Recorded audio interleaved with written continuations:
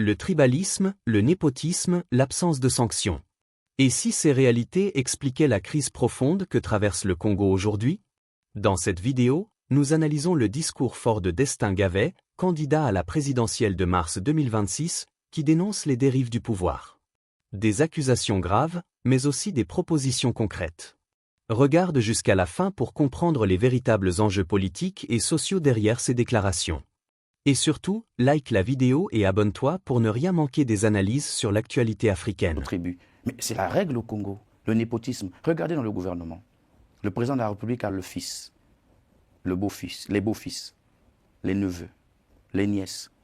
Face à cela, il ne peut pas y avoir de la rigueur. Parce que le problème du président Sassou, c'est le manque de rigueur. Il n'y a pas de sanction. Un chef d'État, lorsque vous constatez quelque chose, la première des choses, c'est de sanctionner. Il a dit lui-même de sa bouche que chaque année, 6 milliards de francs CFA disparaissent à l'université Marie-Ngabé pour le paiement des bourses. Aucune sanction. Donc, une fois que nous allons résoudre le problème du tribalisme, avec la mise en place d'un haut conseil de lutte contre le tribalisme, avec les lois anti-tribalisme, avec ce que nous avons appelé des campagnes de sensibilisation au niveau national. Il faut qu'on explique aux gens c'est quoi le tribalisme et des sanctions qui vont s'en suivre, notamment avec une loi de protection contre les lanceurs d'alerte qui vont nous alerter des cas de tribalisme. Pareil pour le népotisme. Un chef d'État ne peut pas avoir dans une assemblée nationale 15 membres de sa famille.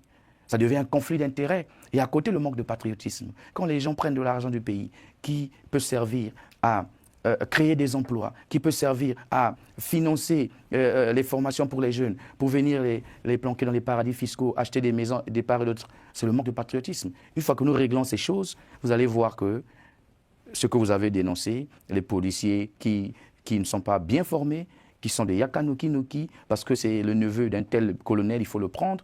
On aura l'éthique. Une fois qu'on a l'éthique, on a résolu tous les problèmes. Très bien. Et moi, je serais peut-être beaucoup plus favorable sur la constitutionnalisation de l'interdiction du tribalisme plutôt qu'une simple loi. Voilà. Bon, c'est une contribution, maître. Voilà. Vous êtes juriste, je vous l'accorde. Voilà. Vous voulez supprimer le Sénat, on comprend, on entend très bien, pour réduire le trait de vie de l'État. Et à côté, on s'arrête pas là, pardon, on va créer un haut conseil des collectivités local. Pourquoi? Très bien, vous avez répondu à ma question. Pardon, mais c'est un budget encore, vous créez... Ah non, ce haut conseil, c'est différent. Le Sénat, je vous ai dit, c'est 12 milliards. Ce haut conseil ne sera pas constitué, on prendra des sages, quelques sages, voilà. Mais ils sont gardés le Sénat, ils vont baisser le salaire. Non, mais ces gens-là sont déjà habitués à la gabégie, je vous en prie. Nous avons une jeune démocratie. Le Sénégal, c'est un pays très démocratique. Le président Macky Sall, à qui j'ai eu un entretien très fructueux en 2023, après l'Assemblée générale du réseau libéral africain chez lui au Palais. Nous avons parlé de la suppression du Sénat. Il avait eu ce courage. Il avait par ailleurs décidé d'investir le budget du Sénat dans la construction des barrages solaires, etc. Nous pensons que pour une démocratie sénégalaise, qui est une référence aujourd'hui, ils n'ont pas besoin du Sénat. Ce n'est pas le Congo aujourd'hui avec 6 millions d'habitants où on va saturer le pays avec des institutions comme telles. Nous allons supprimer, mais en créant le Haut Conseil des collectivités locales pour nous permettre effectivement d'avoir l'équilibre dans le suivi de la décentralisation. Parlons des universités avec les grèves à répétition. Destin Gavet, président, comment il arrive à mettre fin à ce cycle? Ah mais monsieur Carrel, il n'y a pas une solution magique, la solution est toute simple. J'ai des amis syndicalistes où nous discutons quasiment tous les jours. Il faut prendre les revendications des travailleurs de l'université Marion Ngouabi, les revendications des syndicalistes. La première des choses, ils sont très clairs. Il faut qu'au même moment qu'on paye les fonctionnaires, qu'on paye aussi les agents de l'université. Ça, c'est facile à faire. Ce que nous allons faire, une fois qu'on arrive au pouvoir, on aura un dialogue franc et sincère avec les organisations syndicales. Une fois que nous allons avoir ce dialogue, on va surseoir. On ne va plus entendre parler tel mois d'arrêt. On surseoir, on présente l'état du pays, on va sur les nouvelles bases. C'est-à-dire, on puisse agencer comme ils le veulent, d'ailleurs c'est faisable, les salaires avec la fonction publique, améliorer effectivement, il y a aussi des conditions des infrastructures. Parce qu'aujourd'hui, les enseignants peuvent lever la grève, demain ce sont les élèves, les étudiants qui vont déclencher une grève parce qu'ils étudient à 1000 dans une salle de classe. Une fois que c'est fait, nous partons vers un nouveau départ, et lorsque le pays va retrouver l'équilibre économique, à ce niveau-là, nous pourrons apurer les arrêts. Et la solution serait réglée rapidement. À côté, il faut construire aussi d'autres universités. Parce que, M. Carlil, Infondo, aujourd'hui, qui est la capitale de la Likwala, est pratiquement à 2000 km de Brazzaville. pratiquement à 2000 km de Brazzaville. Donc un étudiant qui satisfait son bac à Infondo doit faire 2000 km pour arriver à Brazzaville. Alors il faut construire une université. Nous avons prévu 4 dans un premier temps.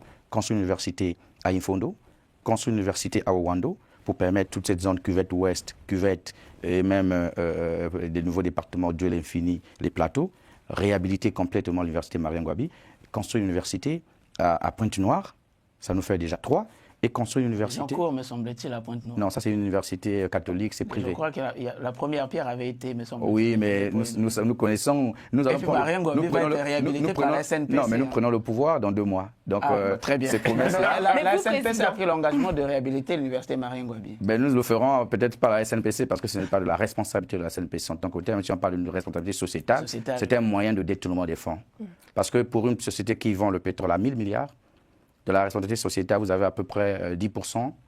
Et cette société, avec 100 milliards, ils vont vous montrer de construire une école là à gauche. On peut saluer ça quand même ou pas? Oui, on peut saluer, mais la façon de faire, comme je l'ai dit, c'est un moyen de détournement des fonds publics, de blanchiment des capitaux. C'est fait, ça soulage, mais une fois que nous arrivons au pouvoir, il faut restructurer cette compagnie ou la dissoudre complètement pour créer une nouvelle avec des objectifs précis. Parce que, monsieur Maître Ben, le problème c'est quoi? C'est que ce que les gens n'arrivent pas à comprendre, c'est que la SNPC n'a pas été créée uniquement pour vendre le pétrole. Ça, c'est un objectif secondaire. L'objectif principal, c'était faire comme la Sonangol, être une compagnie performante, capable de produire, comme la SNPC produit aujourd'hui. Je suis cadre du ministère des Hydrocarbures, vous n'allez rien trouver. Parce que les gens se sont habitués à la facilité, à aller vendre le pétrole, avoir 15% dans tous les permis, et ça fait que les gens deviennent des multimilliardaires, et c'est eux qui ont le droit de vie et de mort. Ils peuvent demander à quelqu'un de se mettre à genoux, ils peuvent financer des jeunes pour chanter les louanges de Sassou Nguesso toute la journée. Ça devient aujourd'hui le rôle de la SNPC. Sur la question des médias, vous avez Ben Luther à parler Maître Ben Luther a parlé de votre facilité, vous, à vous exprimer sur d'autres médias. Mais Télé Congo est beaucoup critiqué. Est-ce que vous envisagez une réforme? Totalement. Nous avons reçu le Conseil supérieur de la liberté de communication il y a 3 jours à Brazzaville, au siège provisoire de l'opposition. J'ai parlé à M. Médard Milando, qui est le président de ce conseil. Je lui ai dit, cash, que vous n'aurez, si vous avez un peu de dignité, vous n'allez pas avoir le courage de vous présenter devant nous. Parce que, effectivement, ce conseil n'arrive pas à réguler Télé Congo. Prenez l'exemple de l'émission 30 jours pour convaincre, qui n'a pas été produite directement par Télé Congo, mais c'est une émission de propagande. Or, il est interdit, le conseil interdit à un média de faire de la propagande. Ils ont fait la propagande pendant 1 mois. Mais les chaînes privées, je peux comprendre. DRTV, Vox TV, ce sont des chaînes commerciales qui ont besoin du cash. Mais Télé Congo, c'est un média d'État. Et donc, permettre à ce qu'il y ait une émission où les ministres viennent étaler leur médiocrité, leur incompétence. Non, mais c'est pas... Non, mais quand on dit pour convaincre, on veut convaincre qui? Le peuple. Ça devient de la propagande puisque nous partons vers une élection. C'est ça la difficulté. De convaincre de leur bilan de... Mais quand vous voulez convaincre, ça devient de la propagande. Or, le Conseil interdit la propagande. Parce que nous ne sommes pas en période électorale. Or, ils ont fait ça pendant 1 mois, à la veille d'une élection, ça devient de la propagande. Donc nous disons que ce soit le Conseil, que ce soit Télé Congo, il faut reformer complètement.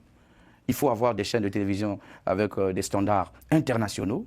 Aujourd'hui, les gens se désintéressent totalement de Télé Congo parce que les programmes sont piètres, la qualité de l'image est médiocre. Et quand vous voyez ce qu'ils font, les louanges qu'ils font tous les jours du pouvoir, les reportages qui se succèdent, oh quel nouveau plateau, les reportages qui se succèdent pour faire les éloges du pouvoir, eh bien, vous avez vos larmes pour pleurer. Il faut privatiser Télé Congo?